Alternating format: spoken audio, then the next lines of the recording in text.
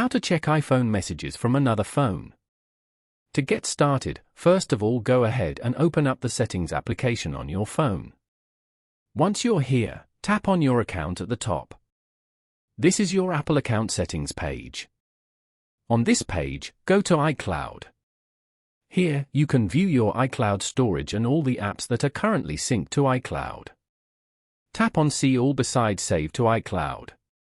You can manage how apps and features on this iPhone sync to iCloud over here. Then, scroll down and tap on Messages in iCloud. Here, turn on the Use on this iPhone switch as shown.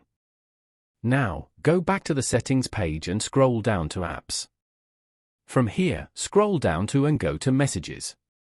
On this page, turn on the iMessage switch at the end.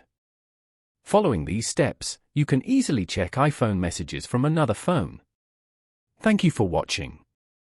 Please leave a like if this tutorial helped you, or leave a comment below if you have any questions related to the video.